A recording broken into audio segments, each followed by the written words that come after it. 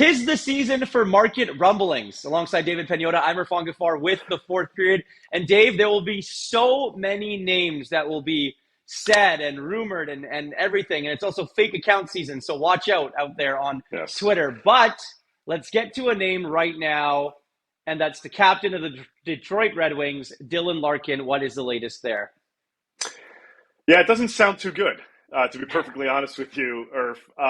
News that we received today is that the recent offer made this week to Dylan Larkin and his camp was not received overly well.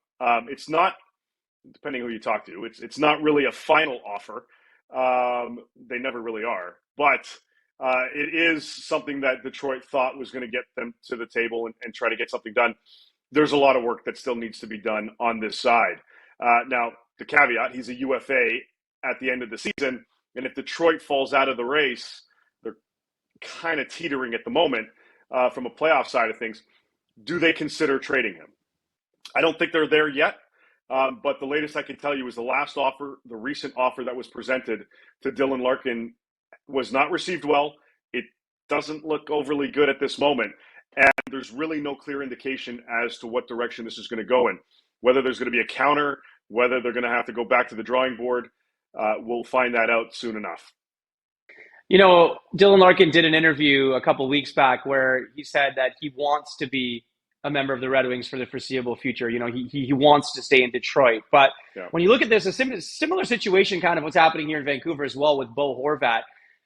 If the Red Wings, let me paint you a picture here, actually. What do you think would be a deadline for the Red Wings and Dylan Larkin to come to an agreement? Because if you're the Wings, you say, okay, are we going to trade him and when's the best time to do it? But if you're Larkin, you want to stay and kind of figure out what's going on there.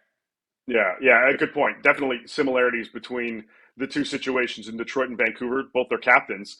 The one big caveat and big difference at the moment is that Vancouver has been engaged openly in trade discussions involving Bo Horvat.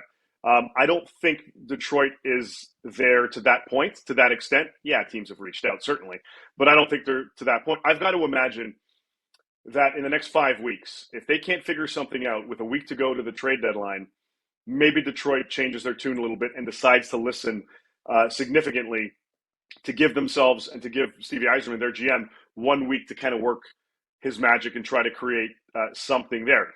They could still talk contract within that time period, certainly. But I would guess, and I don't know this definitively, just a guess and a hunch that if they go a week before the deadline without a contract, yeah, Detroit would have to really do its due diligence if they realize that there's no clear pathway to a contract. You could also look to Philip Forsberg's situation with Nashville. The difference there last season was Nashville was in the playoff. They were in the race, and they made it. They got bolted in the first round pretty quickly, but they made it. Detroit, I don't know if it's the same boat. From Dylan Larkin's side, David, do you think it's dollar or term or a little bit of both? Might be a little bit of both. I've got to Yeah. imagine that Detroit wants to lock him in long term on an 8-year extension. So I've got to think the dollars are the caveat at the moment. I know they were a bit of an issue when they started the Hawks in the offseason and continued them to start the year. So I've got to think dollars are playing a big reasoning. They are a big reasoning, I should say, as to why they're not close to a deal at this point.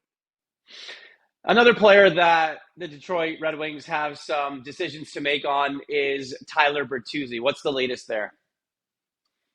Not much. It seems like they're focused for the time being on Dylan Larkin. Now, after getting some of this news, they may shift their focus a little bit to Tyler Bertuzzi.